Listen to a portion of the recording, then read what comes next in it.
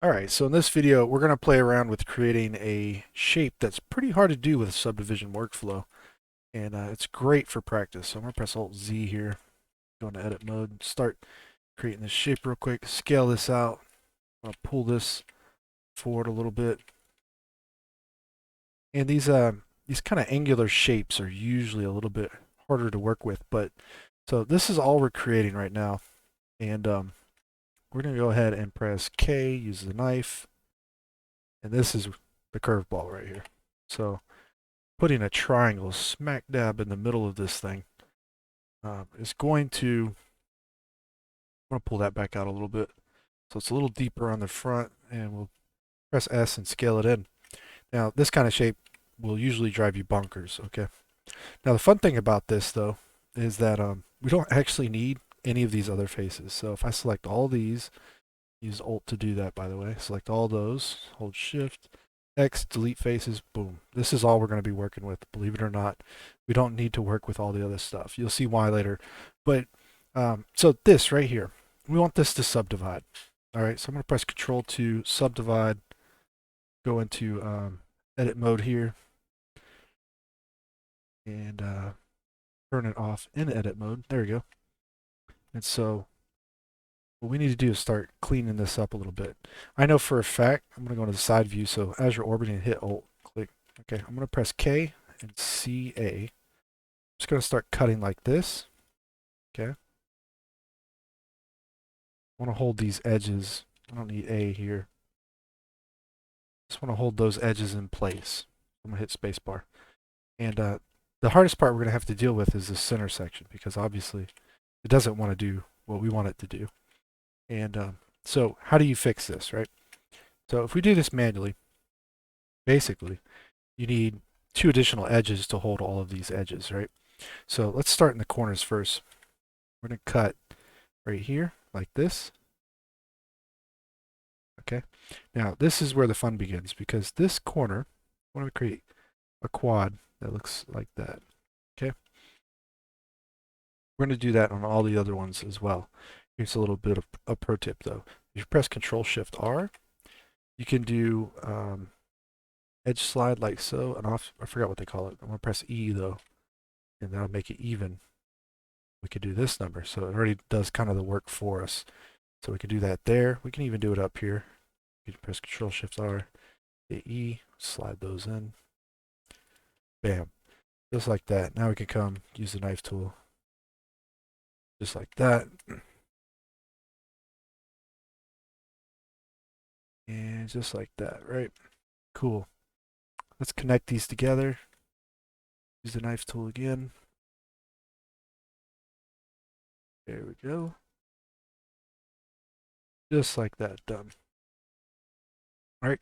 Still got a couple things we need to think about, though. I'm going to go into the side orthographic view again. If it'll let me, for some reason, it's not snapping into place.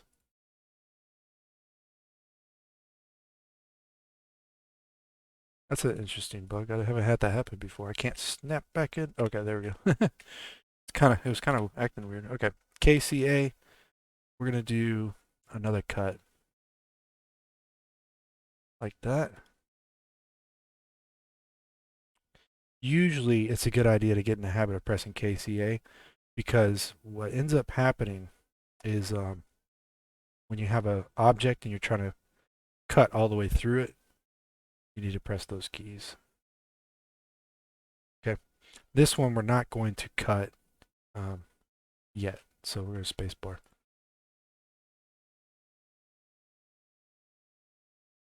We can grab this whole inner loop. So hit Alt, select that edge, and boom, you got it. Now we're going to do an inset. So we're going to press inset and then hit O. We're going to do an outset, if it'll let us, which it's not. Let's try that again. Inset O, there we go. Got to work that time. Can do an outset like this.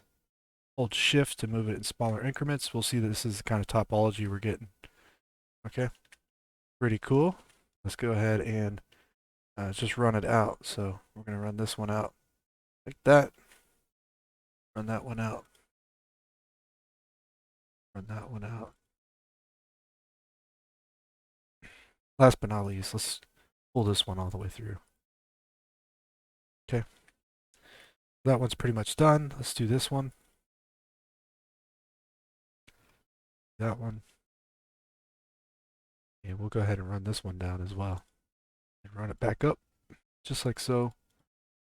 Good to go. All right. We have to run this one out forward though. Hit the space bar there. Now, we still need an additional edge here at the bottom. We're just going to trace it. This is to hold everything in place a little bit better. Okay.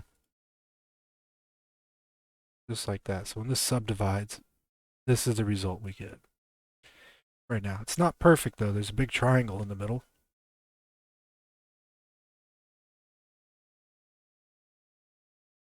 And we can actually subdivide this manually, which is what we're going to pretty much do. So when you subdivide a triangle, what it's going to do is poke the face basically. And it's going to add a vertex on each of these edges. So it's the equivalent of subdividing an edge.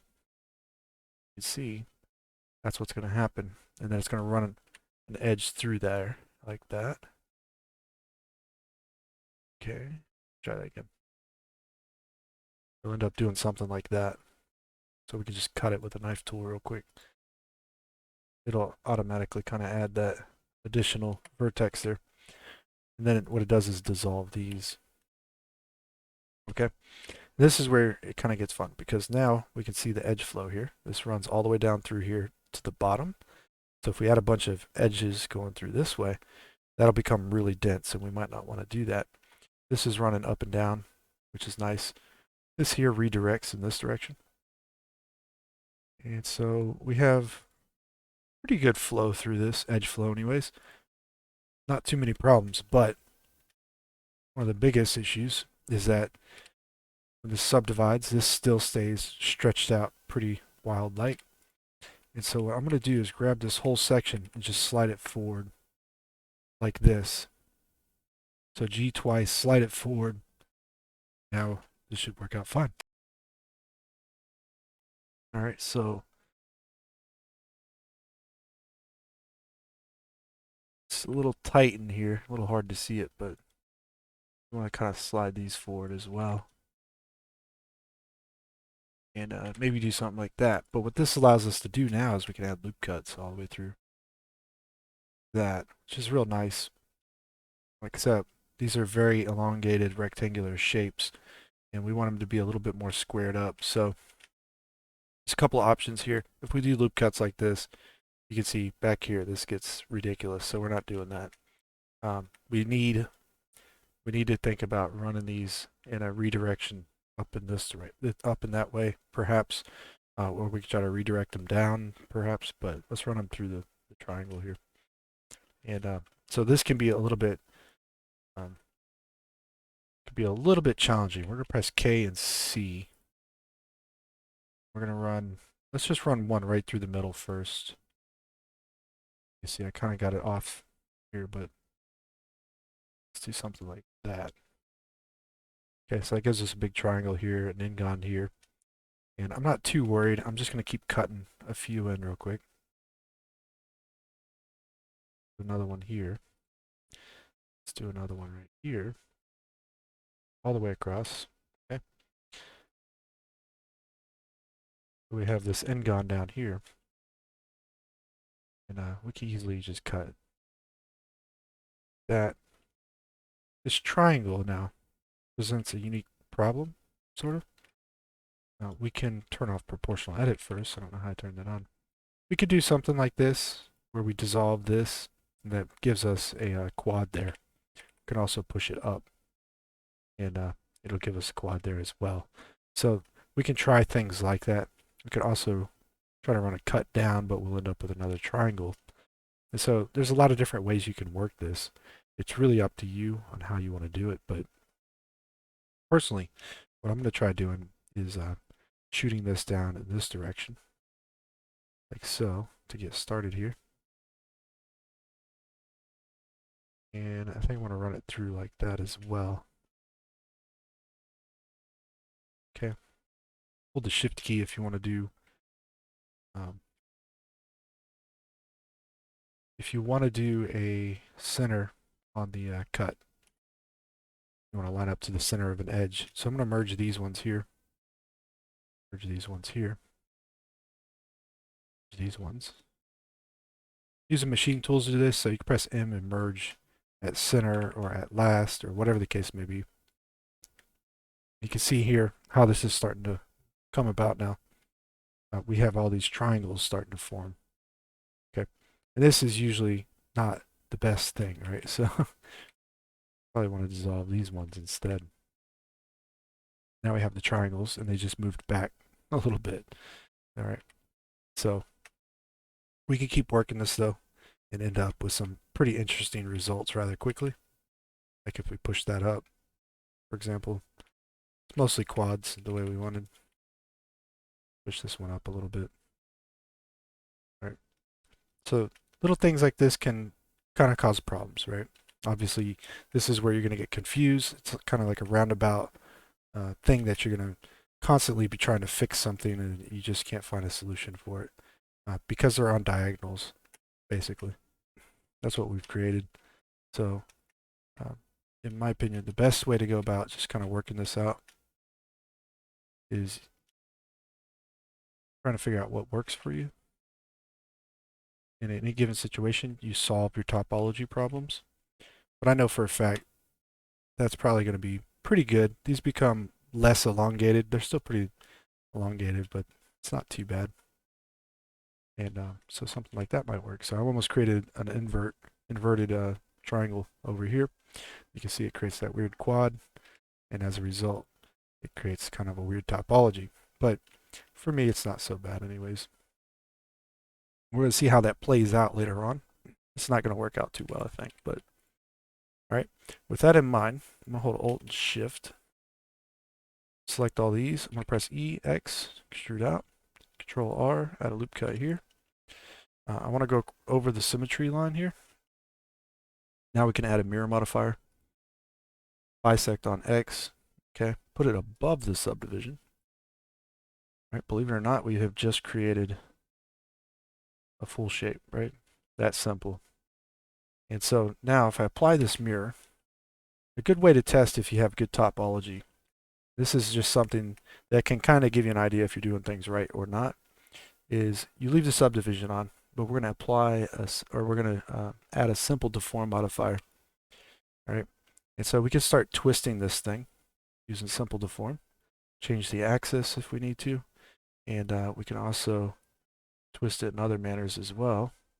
You could play around with bending or taper or whatever the case. If your mesh is deforming correctly, where there's no noticeable artifacts or anything really crazy going on, more than likely you have a pretty good solve on it, and you don't have to worry about too much. Now you can only push these things so far though, so I'm gonna right click shade it smooth and see how that little section worked out. Just so happens it doesn't look like it worked out too bad right there, and I was a little worried that because these tend to pinch. I don't know if you can see this, but let's turn off optimal display. I call these quad. I call them quads. I call them quads. It is a quad. I call these quad triangles. Is basically what I call them. But they create end poles right at the center, so a little pinching point. And then sometimes you get an e-pole at the end of it, which can be quite interesting as well. And so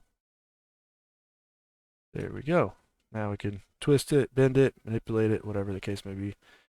This works out really well, generally speaking. Not a lot of problems here.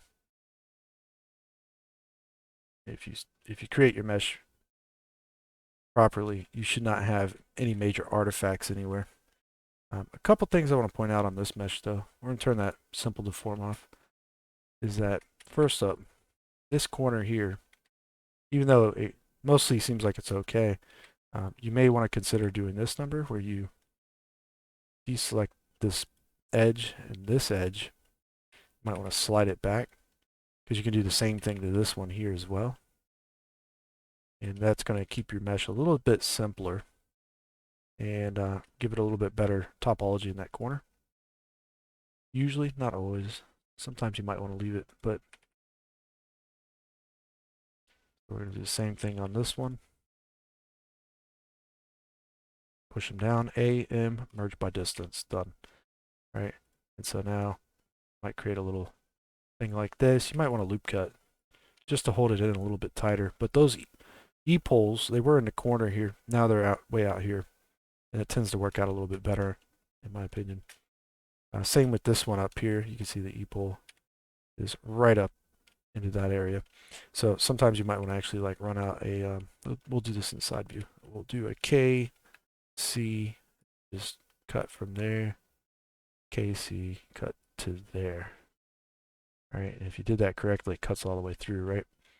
That's why I recommend doing that. But you might want to do this, Control X, and dissolve. So this becomes a little quad triangle or whatever you want to call it. So now when it subdivides, this might be a little bit loose here. You try to tighten it up by pressing G twice and sliding, tightening up that corner a little bit. And also, you'd also potentially tighten it up by adding another loop cut. That, okay. So if we turn that deform back on, we'll see that that also tends to work out fairly well. All right. Now you could do some pretty crazy things because you know how to model these kinds of shapes a little bit more efficiently. Just kind of some pointers on different types of little things you can do to mitigate these little problems like this. It's going to seem like a lot of work at first, but the more you do this, the easier it gets, okay? One other thing you can also try doing is when you use a mirror modifier, throw it up here at the top, you can always change the mirror modifier.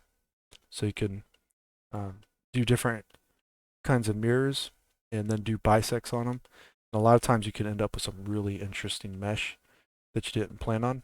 So if this wasn't being deformed, this is what we get, right? Really wild to look at a shape like this and think about like how would you model this in SubD, right? Well, you probably wouldn't because it seems like a lot of work. But there will still be little errors every now and then. Like even though this should work out fine here, these are two triangles basically. You might want to go back and clean this up in different ways to try to get rid of things that might occur like that. So you can just turn off all your modifiers, apply your mirror, and then you can actually work that out. You can see we have these edges here. It'd probably meet up really nice with each other. So let's apply that mirror. And we can go ahead and just knife tool out real quick. That corner. Okay. And we'll probably do the same over here. And we can dissolve these ones. Okay. In this section here, probably don't want to do that no more. Do a loop cut around like that. That'd probably work out. We could probably just dissolve that then. Push that out. Now we have pretty good flow going around there, I think. Okay. You might have to mirror again. But a lot of times having these quad triangles here, they do work, but a lot of times they don't work. So you have to be careful with those ones. In this case, it might work right at the tip, but I don't know if I'd run it the way it's going right now. I don't think that's all this extra in here is probably not needed. That one, we might be able to do that number. You can see here, nothing's taking effect over here, so we can actually add that mirror, put it at the top, bisect on X. You can see here. Okay, so you only have to work one side again. And now, it should be good. You could do the Z mirror as well. If you wanted to. I don't think it's required though. Yeah, it's not required. Okay. So let's see what happens when this subdivides. Might be something you want like that. And should be able to simple deform it as well. That should work out okay. Not too bad anyways. And at any point, You can see here, this is not quite maybe smooth enough sometimes, like maybe you did one subdivision. You know, just bump up your subdivision if you need to. Get that nice and cleaned up kind of look. Now, why am I pointing all this out? If we were to start the project over again real quick, but we wanted to do like a Boolean n-gon workflow, right? It's actually much faster, first of all, because you're pretty much, we're just going to do like the rough idea here, the same thing anyways. Oh, before we cut that, see if I can, there we go. Let's go ahead and scale these out. Scale that in. It's not quite the same shape, but go ahead and do that. Extrude that in. That in, okay. Mirror it, bisect it, boom, done. Pretty much done anyways. You can apply the mirror. You can add a, if you got hard ops, you can do a Q bevel. Add a bevel modifier if you don't. Something like that. All right, and we're going to sharpen it too. You can see here, it's not quite as good in this area. We got a little bit of shading issues. You'd have to work these shading issues out, of course. A ton of different ways to do that with Boolean workflow. Could use like a weighted normal. We'll see if that works. So instead of doing just a regular sharpen, you hold Alt, it adds a weighted normal. And we can see here, auto smooths on. That didn't help much. All right, so we'd probably need to spend a little bit more time on that, but get rid of the weighted normal. Resharpen it. All right, there we go. So if you try to do a simple deform on this, we're gonna do the simple deform. There we go. Let's try. You can see it kind of twists okay-ish, I guess, but by default. The only reason why we're having like really bad results right now is there's no topology in here. There's no extra edges. And so when you try to add like loop cuts, right, they're just not going to happen. So you're going to have to KC and then cut everything up, right, and do that number and add a bunch of stuff and make sure you're almost going to subdivide it basically. You could try other things, like you could try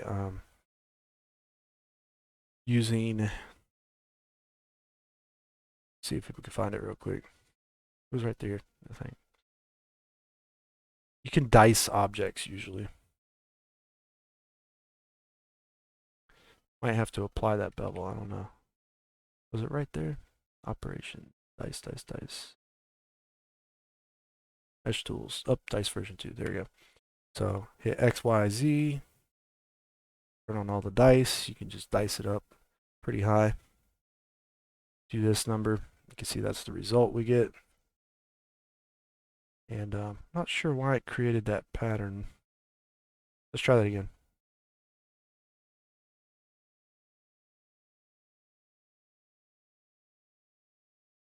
All right. So it's just something that automatically did anyways. And so these are a bunch of triangles in here. There's n-gons. There's all kinds of stuff going on. And it might be because of the bevel. Let's take that away for a second. Yeah, it's the bevel. All right. And so when you try to simple deform this now, let's see how it goes. This is not going to work perfectly. I'll put it that way. You can see you can still simple deform it, right? But a lot of times you're going to run out of resolution. And it's just not something easily fixed. You try redicing it again. But you can see it doesn't do too bad, right?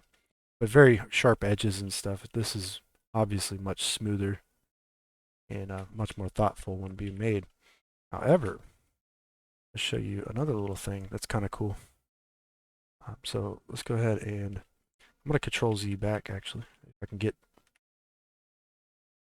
back to it before the dice. Okay, we did. We managed to do it. So we'll get rid of the bevel.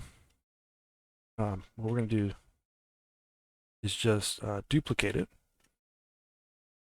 And so I don't talk much about quad remesher. And I'm going to show you something. Quad remesher is pretty cool in a lot of ways. Now, one of the coolest things it does is it uses normal splitting. So let me read this here. It says This is a specific case it will use existing normals to guide remeshing on edge loops where normals are split/creased. Okay, so you have to split the edges or crease them. So we're going to use this instead of this. And now watch this. When you use hard ops, you hit sharpen, right? You go into edit mode.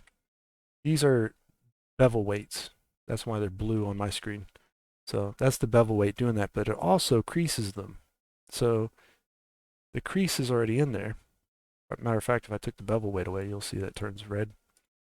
And so this is where it gets fun because it's going to use creases, right? And now go to quad remesher. We're going to turn on symmetry for X. So it's the same on each side. We're going to click remesh it. Let's see what happens. Oh, it's done already.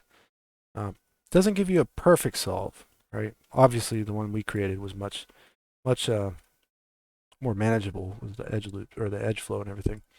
But this is all quads, and most of the time it gets it pretty good. This one's a little bit off here in this corner. Might have to shift that around, but yeah. So for the most part, not too bad. So let's actually fix this one real quick. So if I slide that, you see it goes to there. Where we actually want this is right about there, right? And so machine tools, we're going to actually use this too. In the modes pie has surface slide.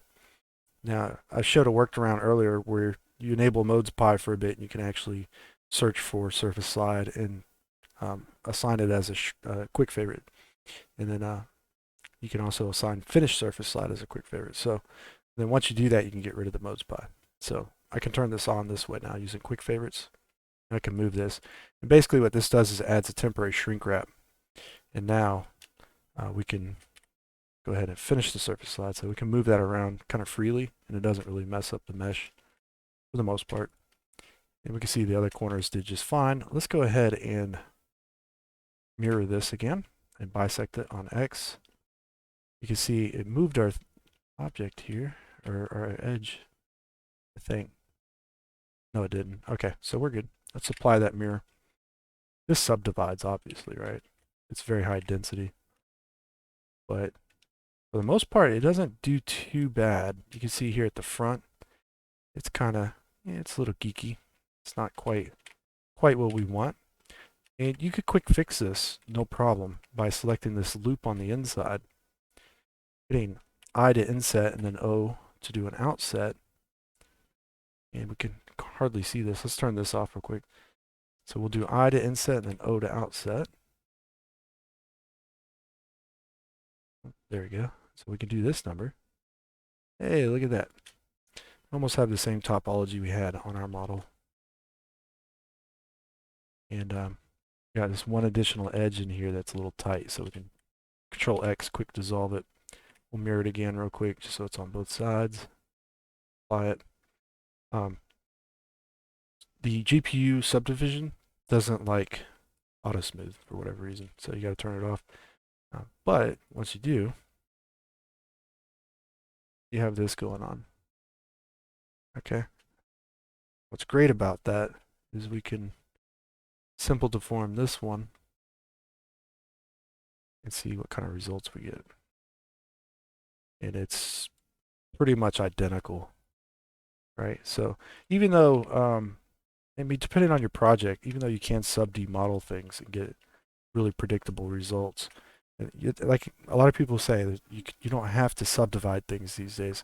There's a lot of reasons why that might be true in a lot of situations. Not always, but some things you still really need to subdivide, or create subdivision meshes. But quad remesh is kind of proof right there that some shapes like this, you could get away with doing something like that if you're okay with that kind of density, right? I mean, you could probably bump it down too, but you still have to go back and kind of manually clean it up.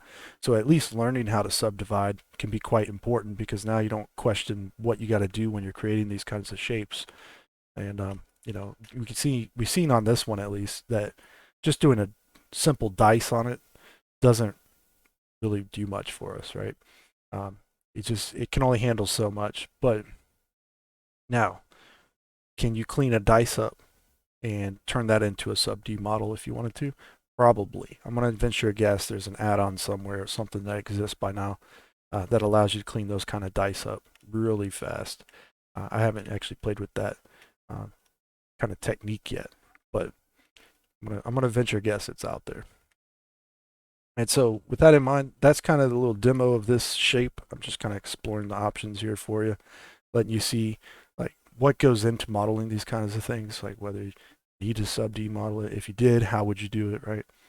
And then the Boolean workflow on top of it. And so, or just standard modeling for the most part. And then using quad remesher to kind of retopo it real quick.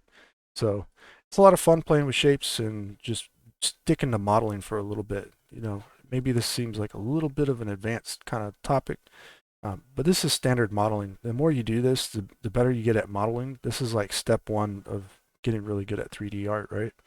Because if you need to make characters and they need to form properly, you know, you might be doing some stuff like this, or maybe you're doing like some kind of like Doctor Strange weirdness where things have to bend and warp, and I don't know, maybe you have to do this to some of your mesh, who knows. So anyways, that's it for this video. I just wanted to show this little shape off here. You know, go ahead and create one yourself. It's really easy. Play around with it. See how you can get it all to work and different ways to experiment with it anyway. So nonetheless, hope you enjoyed the video, and I'll check you out in the next one. All right, take care.